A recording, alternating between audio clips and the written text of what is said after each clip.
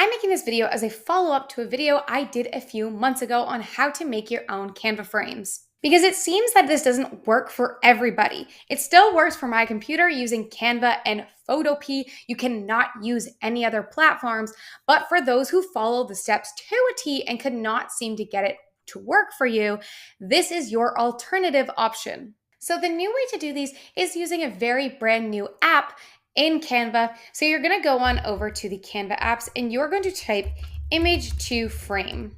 So the downside to this app is you do need to have generally basic and simple frames. Items need to be touching. There can't be a gap between the images, which can cause an issue. A lot of times the frames that I'm trying to make have separate items. So to use this, you would need to separate these first and then use it. So I haven't gotten the best results, but you can give it a go. There is a certain amount of free ones you can get. And obviously you can see here, I've actually run out of free ones, but you can upgrade for $5.99 a year and then make all the frames that you would like if this one works for you. But if with your free trial, you've noticed that you're not getting the results that you would like, which is kind of what I experienced, there's another app we can use. And this one is called FrameMaker. And using FrameMaker, you can either create your own custom frames by playing with some of the points over here, adding points, you can remove points to create custom shapes, or they do have a convert option, which allows you to turn your images into frames. So this one is also paid. It does not have that free version, but you can sign up for a 3-day free trial. And after that, it's only $9.99 for a full year to make unlimited Canva frames.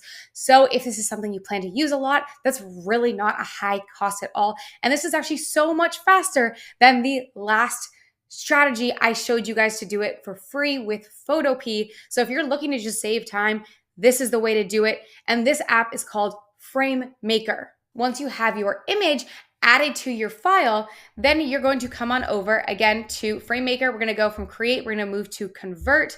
We're going to hit convert design to frame. If you haven't paid for this yet, it's going to take you to another page so that you can sign up for the free trial and the paid version. Make sure to cancel your free trial if you don't want to pay the $9.99. Again, super cheap. But I'm going to hit convert design to frame, and I can pick, it's going to be a PNG here, if I want a transparent background, and I'm going to hit export. Now we have this duplicate dog that is now a Canva frame.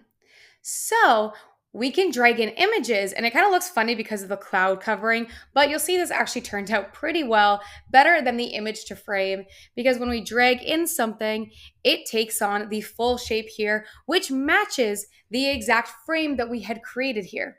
One thing to know with this app is if this is a Canva item that you brought in, a Canva photo, or a photo where you removed background, it might not work. But to make it work, you just need to first save the file. You're going to download it as a PNG file with a transparent background, and you're going to save that and download it. And then you can delete this and bring this in because it does need to be a PNG file. So I've done this for page 2.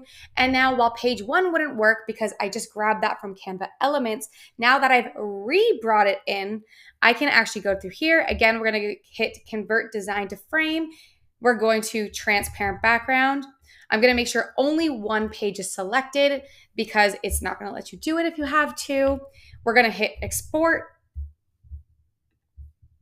And now we have our custom frame here. And it is like the other one where it does work. It doesn't really work very well if you have multiple elements that are not connected.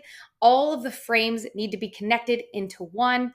So you can give image to frame a go and use that until you have the free trial done, and then move on over to FrameMaker. I do find FrameMaker creates better results.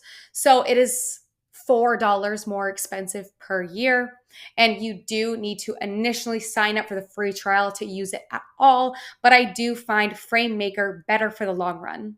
People are literally making money on Etsy selling custom Canva frames. So if this is something you plan to do, it's a very small investment. Even if you're not selling Canva frames and this is just something you plan on using in your designs, again, $9.99 a year is not a bad price. But if you haven't checked out my last video and you want to give it a go and see if it works for you and see if you're able to make Canva frames for free, and there are more complicated Canva frames as well, I'll link the video up next. Otherwise, these options work perfectly as well, and they're probably the faster way to do it. These are new Canva apps, so they weren't available before, but now this is a whole new world of opportunities that opened up with these new Canva apps.